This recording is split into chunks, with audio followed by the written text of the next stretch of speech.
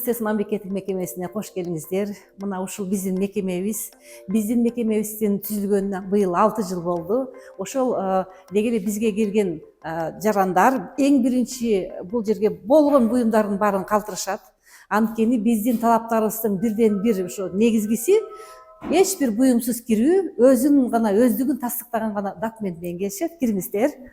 Өзүн тастыктаган документ менен келишип, анан ал жерден биринчи каттоодон өтүшөт.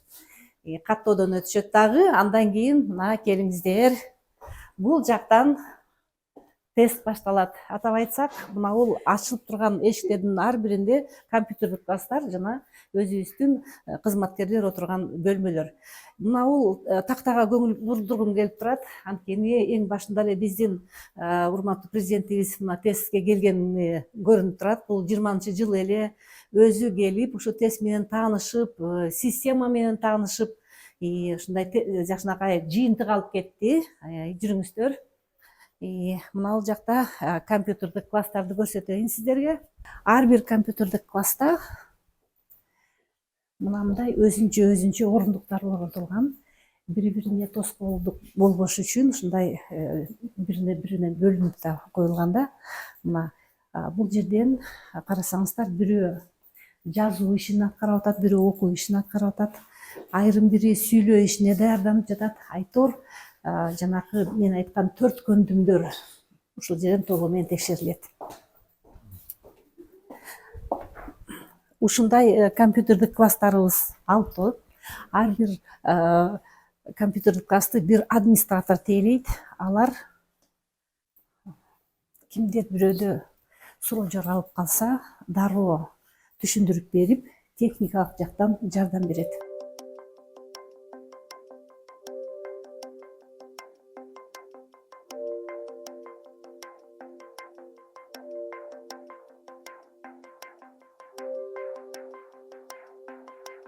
Бул жерде болуп аткан аракеттердин баары видеого тартылып турат. Мына бет маңдайында жана арт жагында эки жактан тартылат. Мынакей кийинки класс дагы ушундай. Ушуга окшогон эле класстар. Жана дагы бир класс тиги жакта калды. Бир учурда канча? Бир учурда биздин ушул мекемеде 60 киши тест тапшыра алат.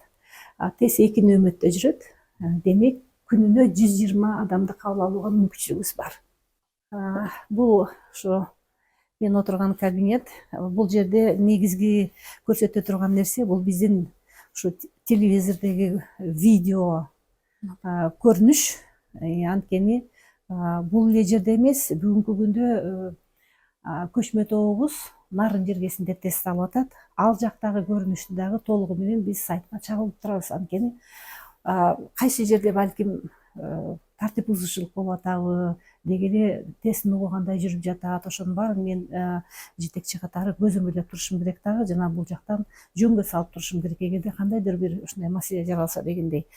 Биздин тест системабыз эл аралык стандарттарга шайкеш түзүлгөн. Атап айтсак, деги эле бул тилди билүү көндүмүн текшерүү үчүн бардык жактан жазуу иши кандай экен, деги эле ал ооз эки кандай жооп бере алат экен, маалыматты угуп түшүнө алабы, маалыматты окуп түшүнө алабы, лексика грамматикалык ошо ченемдерди иш жүзүндө туура колдоно алабы деген ушундай суроолор жаралат. Демек, ошол суроолордун баарына жооп алыш үчүн биз 5 бөлүктөн турган тест сунуштайбыз. Ошол тестти аткарууга 3 саатка жакын убакыт кетет.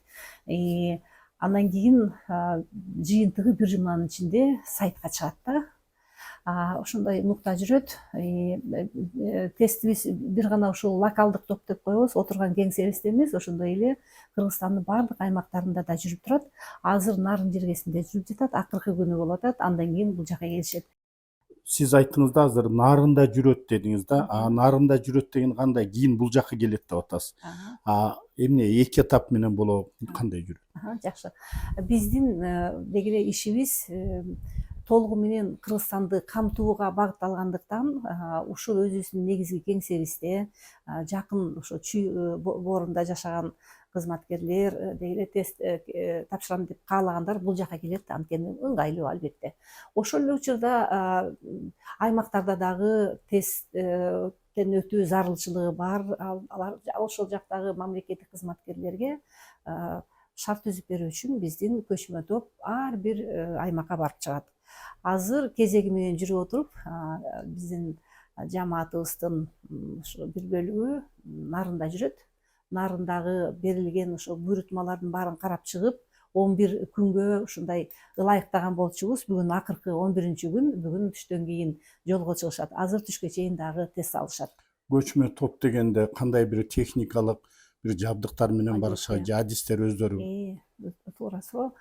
Биздин көчмө тобубуз тетиги 18-жылдан баштаганда эле негизги мындай локалдык топ жана көчмө топко ылайыкташтырылган. Атап айтсак, ошо биздин өкмөтүбүздөн атайын каражат бөлүнүп берилип, мындай унаалар да алынган.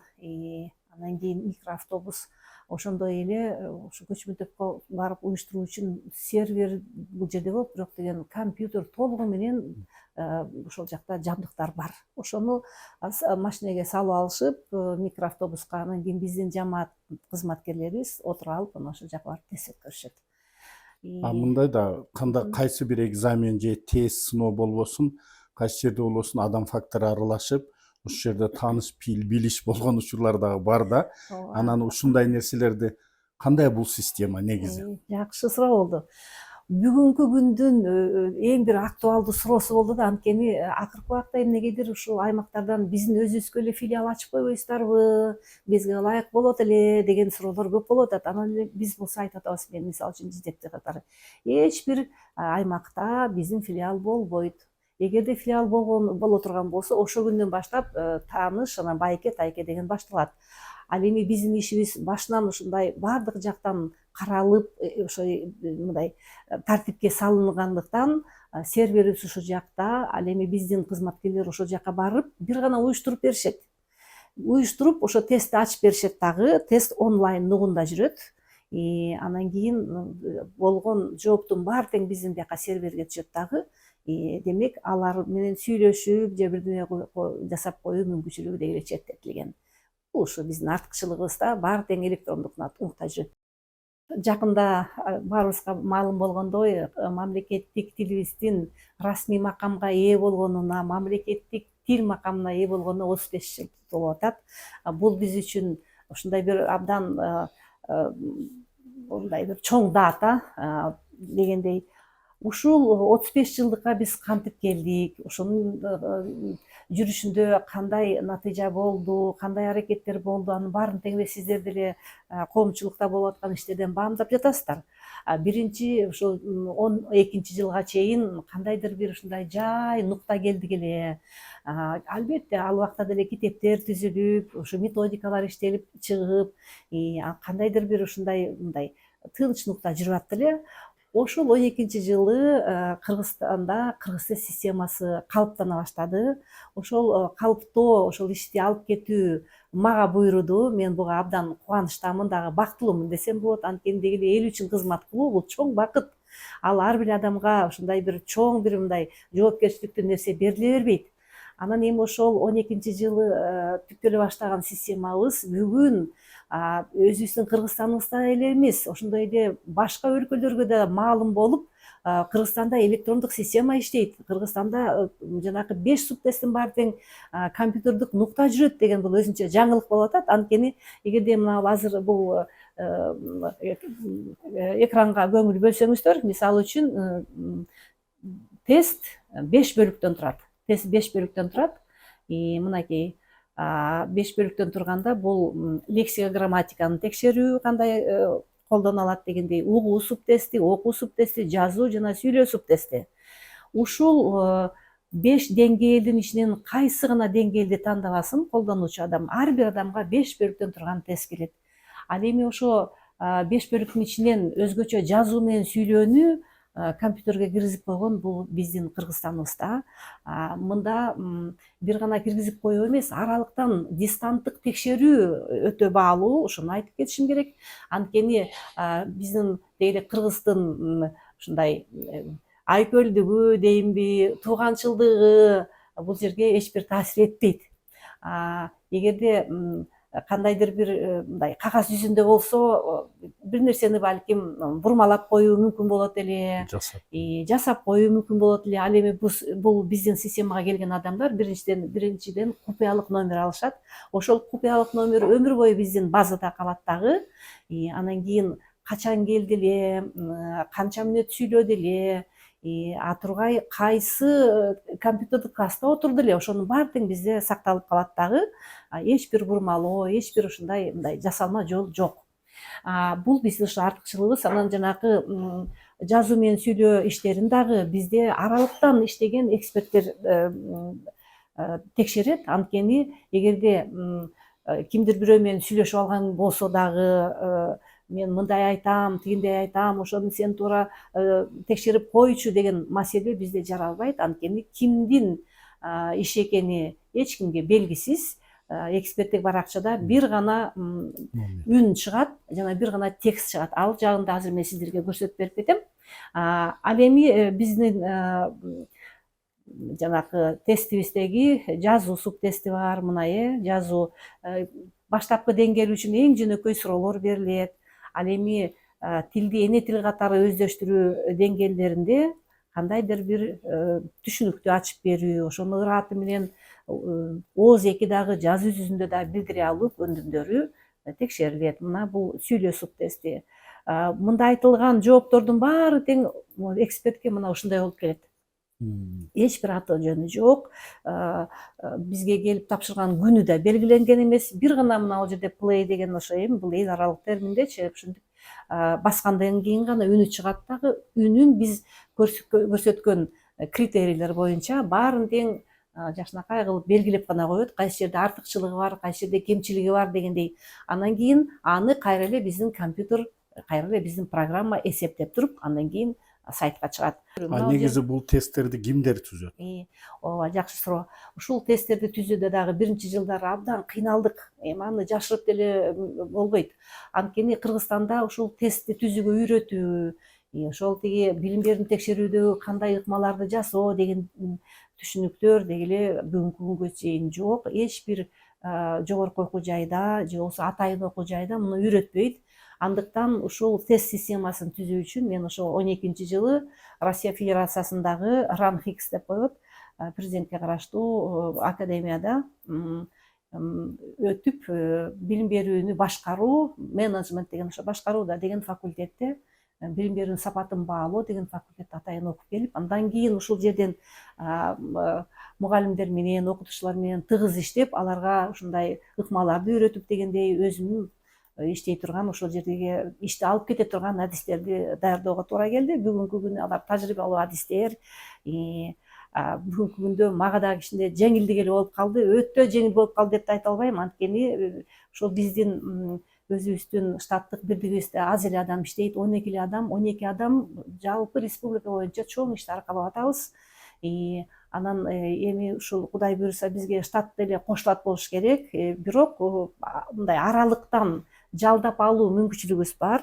Ошол жалдап алуу мүмкүнчүлүгүбүздөн улам ушул иш жүрүп атат. Жанагы эксперттер дагы бүгүнкү күндө аралыктан иштеп атат. Бирок бул дагы мага абдан тынчсыздануу алып келет. Анткени аралыктан текшерүүдө, алар аралыктан текшерүүдө кандай алтын киши болбосун, ал үйүндө отуруп текшерип атканда балким туугандары келет, балким конок келет, ой эмне кылып атасың, мына мен текшерип атам деген ушундай биздин купуялыгыбыз сыртка чыгып атат да, баары бир канчалык деңгээлде деп мен аны мындай азыр божомолдой да албайм, айтор чыгып атышы толук ыктымал. Ошон үчүн эгерде биздин ошол штаттык бирдигибизге 5-7 ошо экспертти алууга мүмкүнчүлүк түзүлүп кеңейтүү болсо, аларды ушул жерге отургузуп коюп, өзүмдүн көзөмөлүмдө ишти алып барат элем. Эми а күн да келер, бирок бүгүн ошо болгон шарттардын баарын толук пайдаланып, кабагым кашым дебей, күнүгө 100 адам буяка келсе, мисалы үчүн көчмө топтоодо 100 адам келсе, ар бирөөнүн 2 жообу бар. Ошондо 400 тапшырманы күндө текшерип, жоопту текшерип, күндө сайтка чыгарып, ушундай чоң ишти аркалап жатабыз. Бул биздин ушундай негизги ишибиз. Негизи тесттер ушулчу жаңыланып турабы? Ооба. Тесттер жанагы тест түзүүчүлөрүбүз түзгөн тестти биринчи экспертизадан өткөрөбүз. Деги эле кандай экен, мында дагы тест түзүүдө дагы өтө ушундай кылдаттык менен иштей турган нерсе.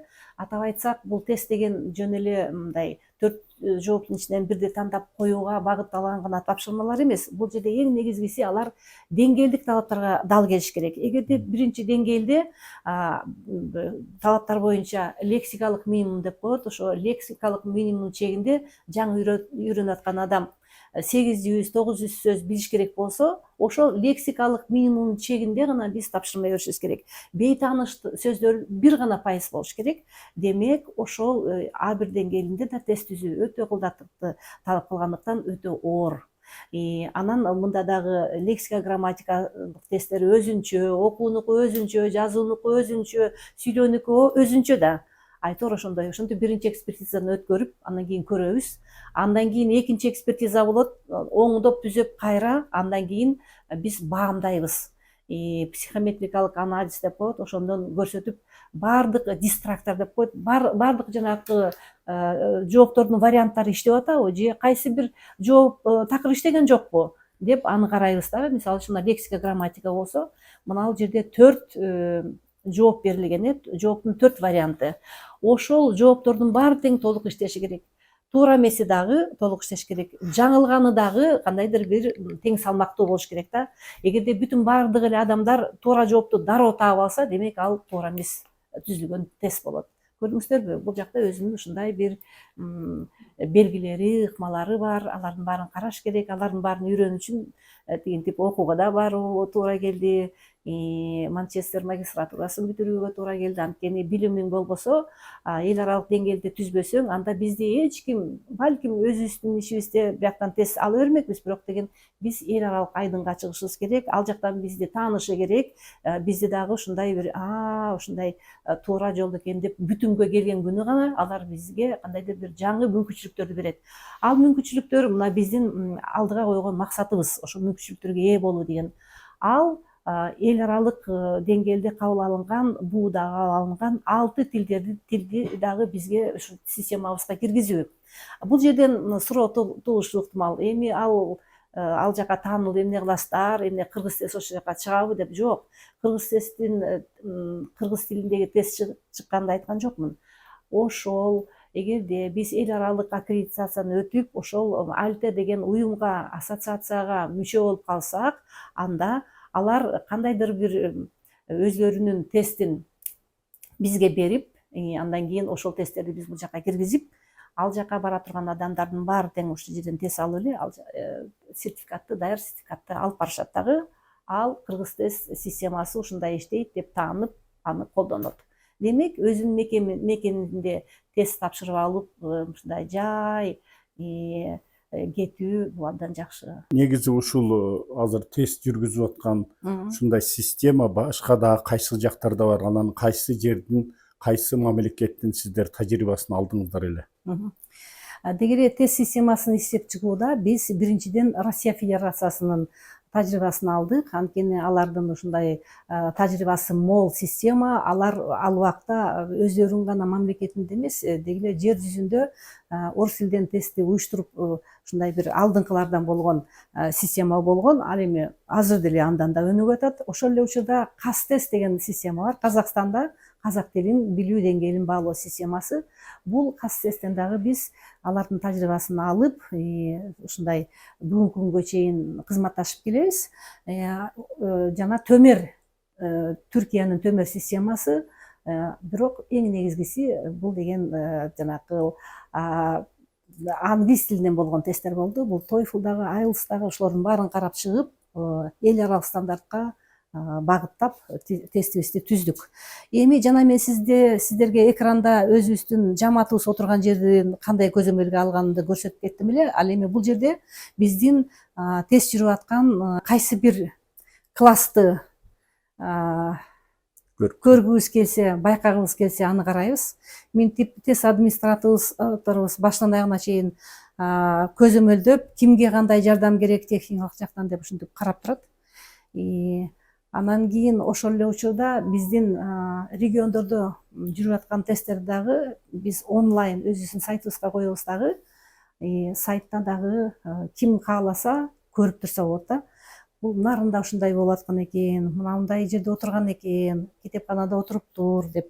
Муну азыр карата. Бул экрандарда көрө алабы? Сайтыңыздардан? Жок, сайттыкы болсо тиги интернет менен сайттан гана көрө алат. Бул жерде биз класстарда интернетти өчүрүп салганбыз. Анткени эгерде интернет болсо кандайдыр бир ушундай бир купуялыктын кетүүсү же болбосо туура эмес иштин башталуусуна мындай жол берип калат.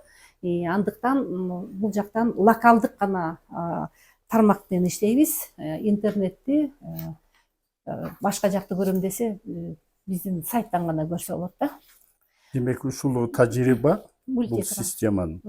Сиздер ошондо кайсыл мамлекеттерден алдык дедиңиздер? Окшош. Анан кийин кандай баа берип атат эл аралык мааниде?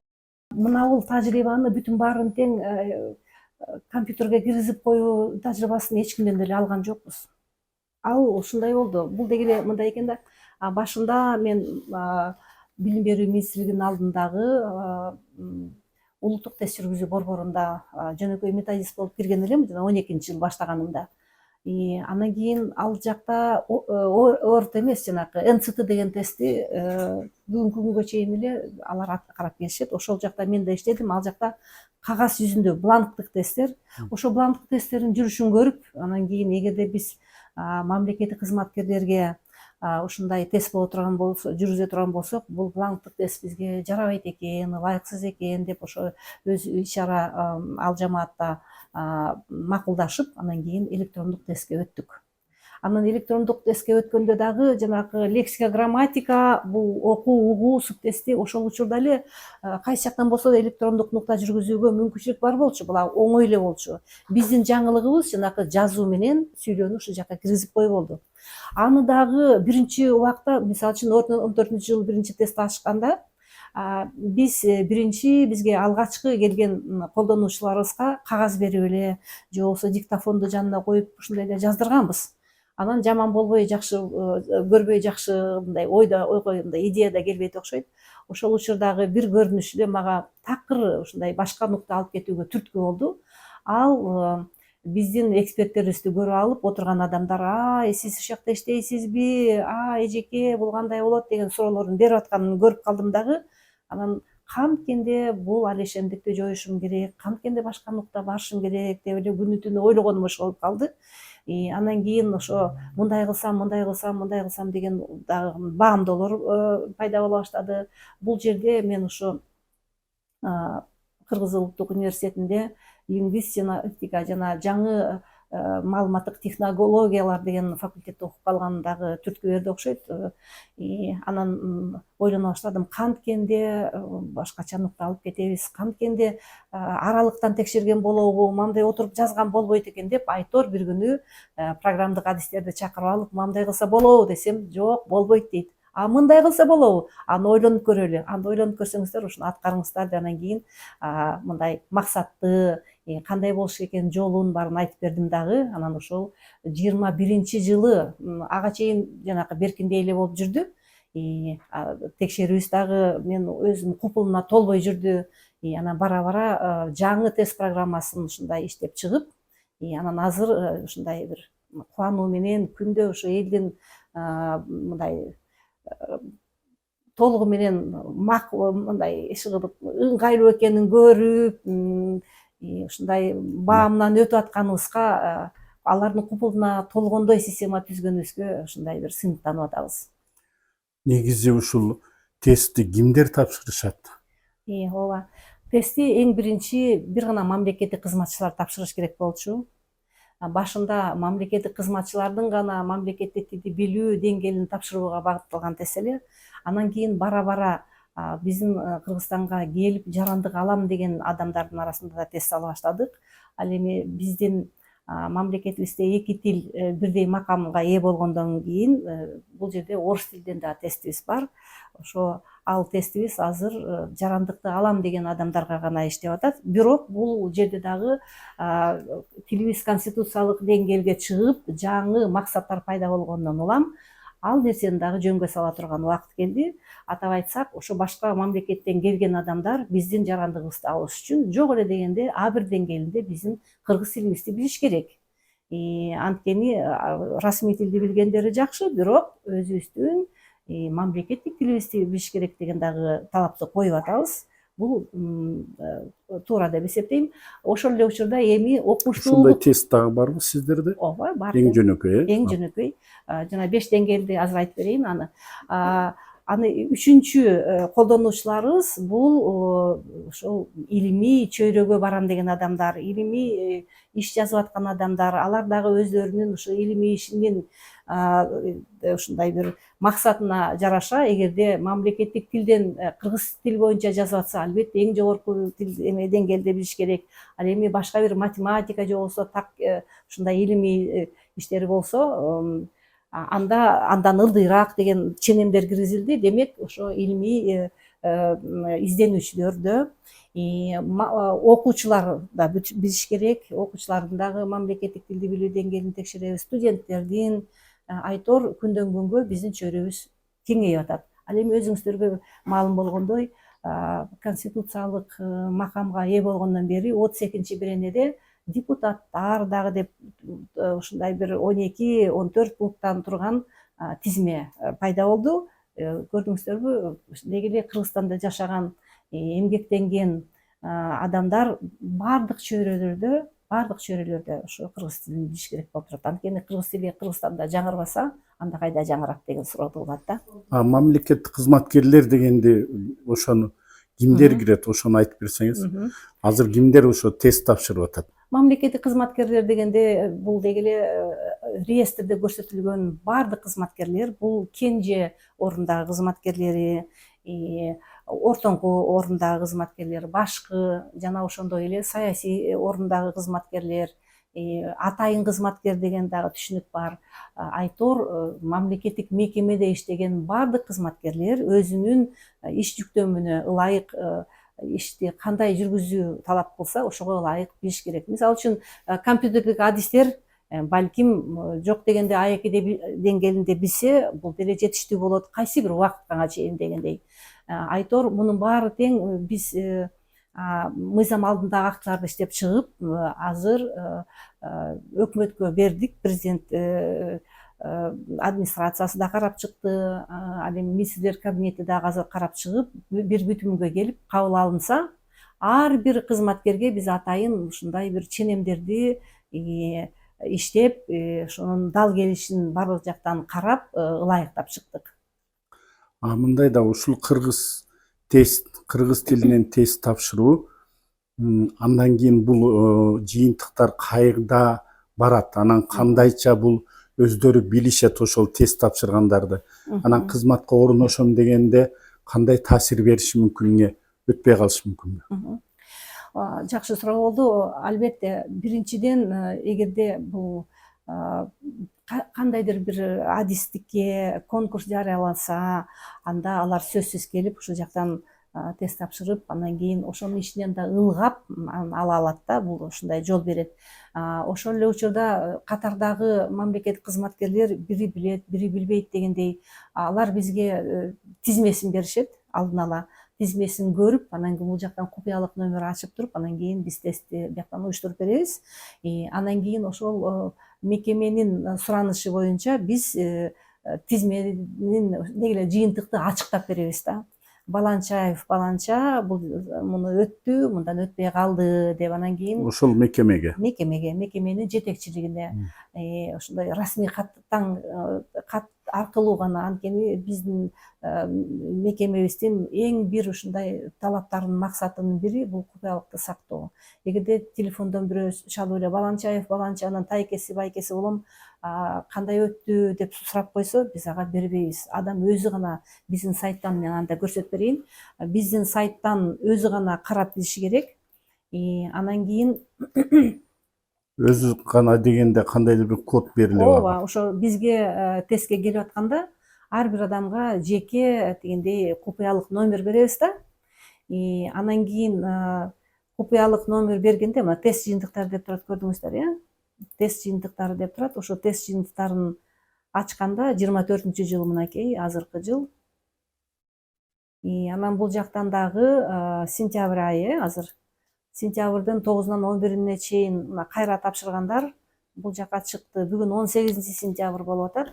Ал эми 11-ине чейин чыккандар көрдүңүздөрбү? Мына бул жерде номери турат. Бул жакта номери турат, купуялык номери, эч жерде аты жөнү жок. Анан мына кызыл болуп калгандары бул өтпөй калгандар.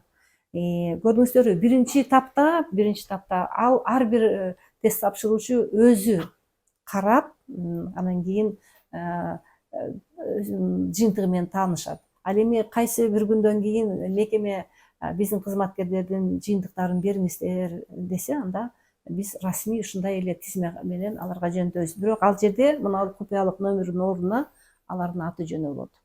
Демек, ошол жыйынтык боюнча чара көрүү дагы мүмкүнчүлүгү болот. Эми бул жерден дагы мындай караш керек да. Баарын тең эле тилди билбейсиң деп эртеңки күнү мыкты адистерибизди айдай берсек, анда чоң утулушта калабыз. Анткени анда биздин келечегибизге дагы ушундай бир эме кетет, доо кетет. Андыктан ошол бизге керектүү адистерди кандайдыр бир шыктандыруучу фактор менен, кандайдыр бир мөөнөт берүү менен, сиз деген ушундай өздөштүрүңүз, сиз деген мыкты адиссиз, сиз керексиз, сиз үйрөнүшүңүз керек деп өзгөчө башка улуттун өкүлдөрү болсо, ушундай ыкманы колдонсок жакшы болот эле деп ушундай бир каалоо айтып кетет элем да. Ушул тесттен өтпөй калса, ушул кызматка орношпой калышы мүмкүнбү? Же жөн гана ушуну эске алып, ошол жетекчилик кызматка алып, анан сиз азыр айткандай үйрөнүңүз, тиги бу деп ушинтсе болобу? Эми кызматка алууда албетте эгерде кандайдыр бир талап болсо, ал ошол деңгээлдеги сертификатты алып келиш керек. Каалайбы, каалабайбы дегендей окуп, өздөштүрүп, ошол бир кызматка көздөсө барууну, аны ошону өздөштүрүп келиш керек. Кайра тапшырса болобу? Ооба, кайра тапшырса болот. Эми ошол учурда бизге келгендин баары тең эле карасаңыздар, мына бул өзгөчө бир ушундай начар көрсөткүч болгон экен ушул күндөрү келгендерде. Карасаңыздар, жөн эле баары эле кыпкызыл, ошол келгендердин бир 20% гана толук өтүптүр. Башкалары өтпөй калган экен. Эми булар дагы кайра даярданып келет. Эмне үчүн мына азыр абдан жакшы болуп атат да, сиздер ушуну карап атканыңыздар. Мына өтпөй калгандарга мындай эме салалычы, карайлычы. Кимдер өтпөй калаттыр? Мына B2 деген өтпөй калып атат, бул жерде C1 деген өтпөй калып атат. B1 дегенге да татыктуу эмеси да бар экен. Карасаңыздар, көбүн эсе B2 деңгээлине өтпөй калып атат. Эмне үчүн? Анткени азыр 757 токтомдун негизинде баары тең B2 деңгээлинде билиши керек деген кеткен болчу да, талап. B2 деңгээлинде билиши керек деп.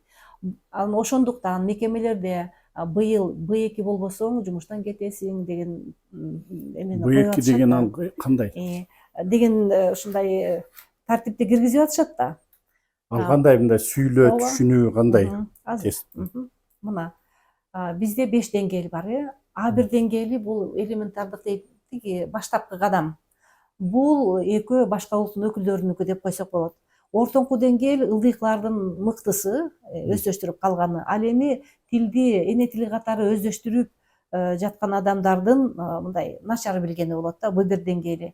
B2 деңгээли ортодон жогорку деңгээл. Анан кийин C1 деңгээли бүгүнкү күндөгү ушундай жогорку деңгээлибиз болуп атат. Ошол эле учурда эл аралык ченемдер боюнча B2 деген деңгээли бар. Аны жаңы киргизип атабыз.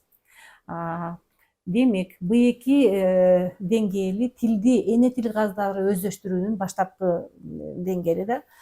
Бул оңой эмес деңгээл, ошон үчүн баары тең эле билгени деле, мына бүгүнкү күндө A1 билген деле жумуштан ушундай талап кылып атат деп B2 келет. A2-ни өздөштүргөн, араң өздөштүргөн адам деле B2 келет. B1-ди өздөштүрө элек адам деле B2 келет. Анан албетте алар өтпөйт. Көрдүңүздөрбү? Жанакы көрсөткүч ошого далил болуп атат. баары тең эле B2 менен C1 тапшырам дейт, бирок колунан келбейт. Анткени алардын чыныгы деңгээли андан төмөн. Эми ушул мынау көрүндүштү жөнгө салуу үчүн жанагы мыйзам алдындагы актыларды иштеп чыктык дебедикпи? Анда кенже топтун адистери ушул азыркы тапта жок дегенде A2 деңгээлин билсе, анан кийин 27-жылы бара баары тең бир кылка B2 деңгээлине өтсө деген ушундай бир нукта алып барсак деп биз сунуш берип атабыз да. Анткени башка жактан талап кылганы менен алар бул көрүнүштү көргөн жок да. Мындан маалыматы жок. Ошондуктан баары тең эле мына мага B2 деңгээлди алып кел деп атышат. Эгерде адам өмүр бою сүйлөбөсө кыргызча, кыргыз тилин татыктуу деңгээлде колдонбосо, каяктан эле B2 деңгээлин тапшырып калат эле? Мүмкүн эмес. Ошон үчүн 10 жолу келгисе дагы ушундай көрүнүш болот. Даярдык көрсө болобу? Кандайдыр бир репетиторлор барбы? Ооба. Эми даярдык көрүүнүн дагы бул жакта өзүнүн ыгы болуш керек да. А1 деңгээл канчалык сонун даярдык көрсө деле ал кайсыга даяр болот? Ал A2 деңгээлине даяр болот. 1 жыл жашынакай окуса, A2 деңгээлине өсүп калат. A2 деңгээлинде окуп, анан кийин B1 умтулса, албетте B1 деңгээлине жол ачылат дегендей. Анан кийин эле бүгүн A2 деңгээлинде тиги ушундай өзү жөнүндө айтып бере албай, сүйлөй албай, жаза албай, мукактанып жүргөн адамдарга дароо эле B2 десе, бул деги эле ишке ашпай турган нерсе да.